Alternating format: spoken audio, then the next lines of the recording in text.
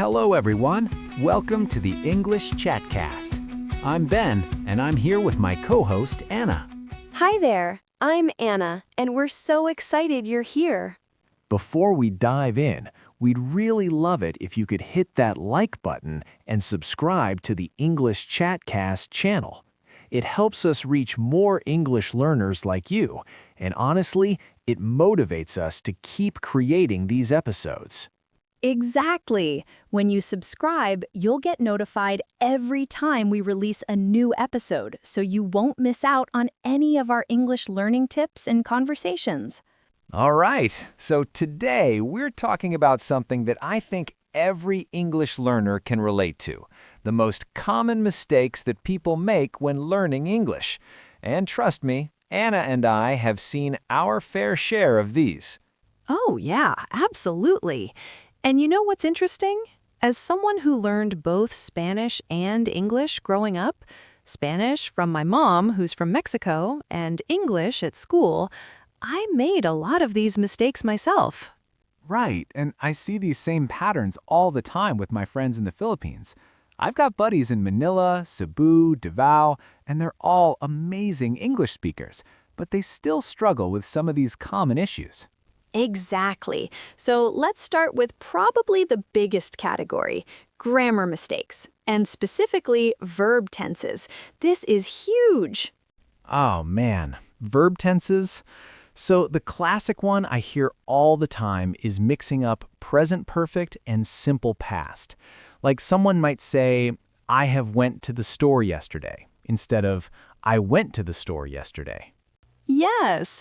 Or the opposite, using simple past when they should use present perfect, like saying, I lived in California for 5 years when they still live there, instead of, I have lived in California for 5 years. Exactly. And here's the thing. The key is understanding that present perfect connects the past to the present. If you're still living somewhere, or if an action affects the present moment, you probably need present perfect. Another huge grammar issue is articles, a, an, and the. This was actually really hard for me because Spanish uses articles differently. Oh yeah, articles are brutal for so many learners. I remember my friend Maria from Cebu would say things like, I'm going to university, instead of I'm going to the university. Or she'd say, the life is beautiful, instead of just life is beautiful.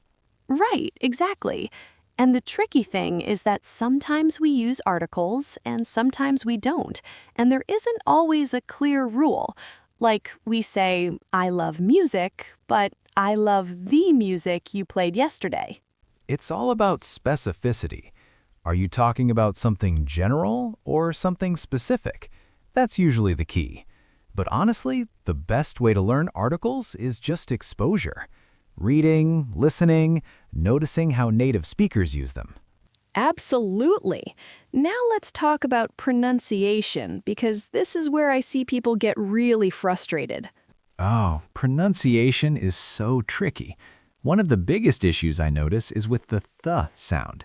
It just doesn't exist in most languages, so people substitute it with duh or tuh or s sounds. Yeah, like saying dis instead of this, or tree instead of three. And you know what? I had this problem too with Spanish. Some sounds just don't transfer over. Right, and the thing is, for the th sound, you literally have to put your tongue between your teeth. It feels weird at first, but you've got to practice it. Start with words like think, through, mother. Another pronunciation issue is word stress. English is a stress-timed language, which means we emphasize certain syllables, and it completely changes the meaning sometimes. Perfect example, record. If you stress the first syllable, record, it's a noun. If you stress the second syllable, record, it's a verb. Same spelling, totally different meaning. Exactly. And this happens with so many words. Present, object, permit. The stress pattern tells you if it's a noun or a verb. And while we're talking about pronunciation, let's mention another tricky area, the difference between long and short vowel sounds. This is especially challenging for speakers of languages that don't distinguish between these sounds. Oh, yes, like the difference between bit and beat, or ship and sheep. I've noticed my friends in the Philippines sometimes struggle with this. They might say, I need to leave early, but pronounce leave like live, which completely changes the meaning. Exactly. And the key with vowel sounds is really listening carefully and practicing. Sometimes I'll have people repeat words in pairs, like sit, seat, sit, seat, until they can hear and feel the difference in their mouth. Now, let's talk about word order, because this is where I really see the influence of people's first languages. Like in English, we generally go subject, verb, object, but not every language works that way. Yeah, and even with adjectives. In English, we put adjectives before the noun, a red car, but in Spanish, it's often the opposite. Un carro rojo, literally a car red. Right, so Spanish speakers might say a car red instead of a red car. And this happens with Filipino speakers too, because Tagalog has different word order rules. Another word order issue is with questions. Some learners will say, you are going where, instead of where are you going, because they're translating directly from their native language. Absolutely. And that brings us to something really important, false friends and translation errors. These are words that look or sound similar in two languages, but have different meanings. Oh, I have so many examples of this from Spanish. Like embarazada in Spanish means pregnant, but English learners sometimes say I'm embarrassed when they mean I'm pregnant. That could lead to some very confusing conversations. Another classic one is actual and actually. In many languages, a similar word means current, so learners might say the actual president when they mean the current president. Right, and there's realize versus notice. Some learners use realize when they should use notice because their native language uses one word for both concepts. The key with false friends is to not assume that similar-looking words have the same meaning. When you encounter a new word, always check its definition, even if it looks familiar. Speaking of language differences, let's talk about prepositions for a minute, because this is another area where I see constant mistakes.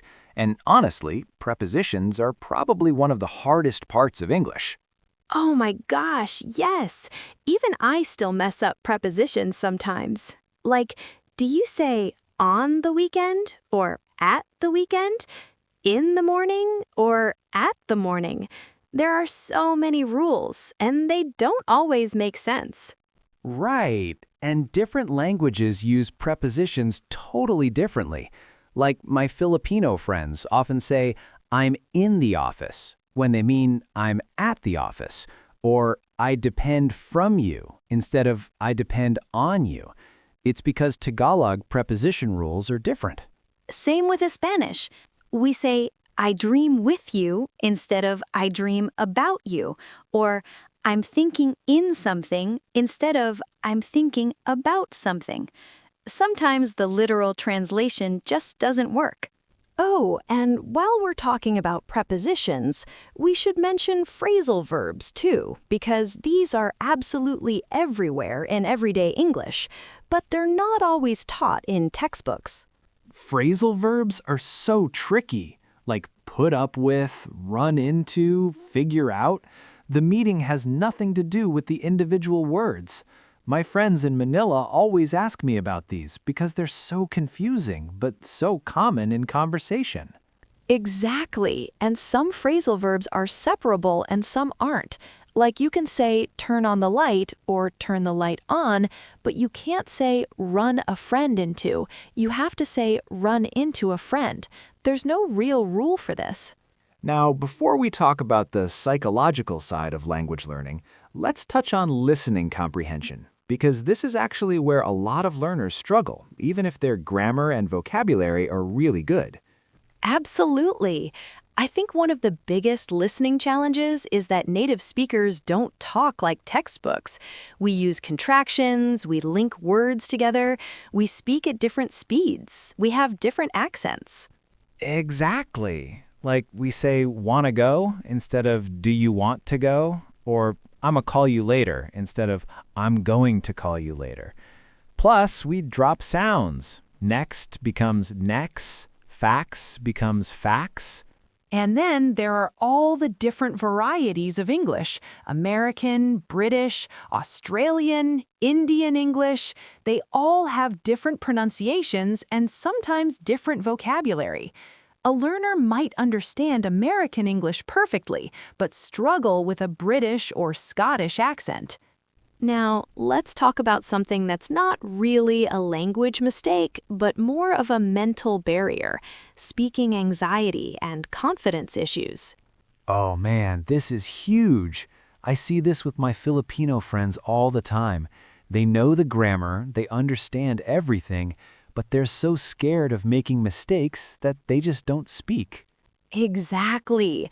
And perfectionism is the enemy of progress. Like, I remember being afraid to speak English in certain situations because I was worried about my accent or making grammar mistakes. But here's the thing. Making mistakes is how you learn. Every native speaker makes mistakes too. We say and we start sentences over, we use the wrong word sometimes. Right. And most native speakers are just happy that you're making the effort to communicate with them. They're not sitting there judging your grammar. Absolutely. One thing that really helped my friends in the Philippines was finding conversation partners who were also learning languages. There's less pressure because you're both in the same boat. That's such a good point. And another tip is to start small.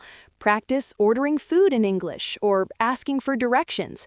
Build your confidence with everyday situations first. Now, let's talk about study method mistakes, because this is something that can really slow down your progress. Oh yeah, this is important. One big mistake is only focusing on grammar rules and vocabulary lists without practicing actual communication. Right. It's like learning to swim by only reading about swimming techniques. You need to get in the water. You need to actually use the language in real situations. Exactly.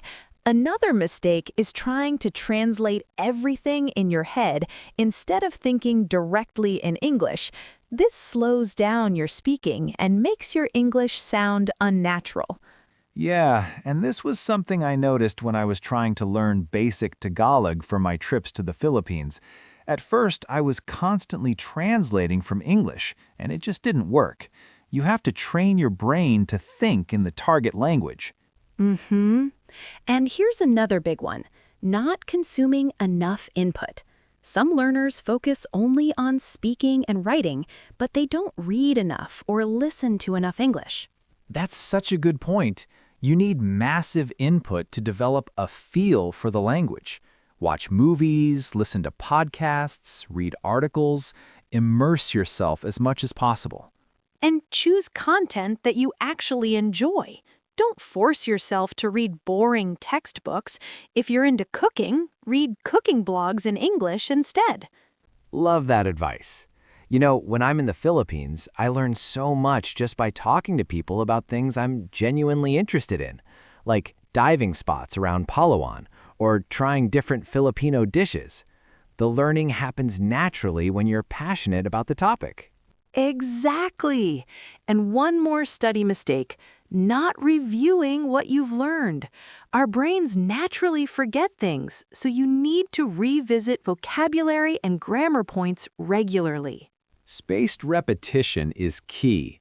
Don't just learn something once and expect to remember it forever.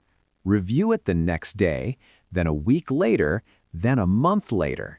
And let's talk about some specific tools and techniques that can help avoid these study method mistakes.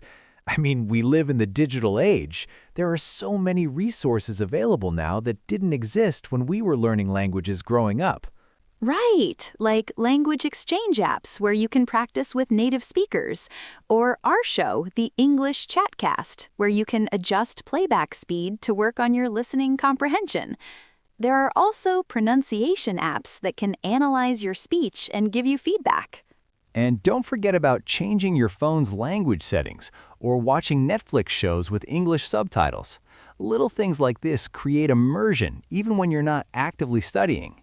So, to wrap up, what would you say is the most important thing for English learners to remember about these common mistakes? I think the biggest thing is to not be afraid of making mistakes. Every mistake is a learning opportunity. My Filipino friends who improved the fastest were the ones who just jumped in and started speaking, even when they weren't perfect. I totally agree. And remember that language learning is a marathon, not a sprint. Be patient with yourself, celebrate small victories, and keep practicing consistently. Perfect advice.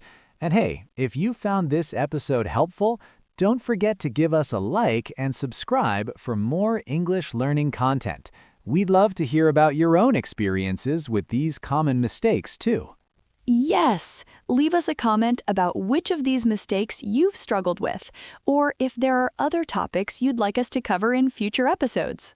Thanks so much for listening to the English Chatcast. I'm Ben. And I'm Anna. Until next time, keep practicing, keep listening, and remember, learning English with us is A piece of cake. Thanks for listening, everyone. See you next time on the English Chatcast.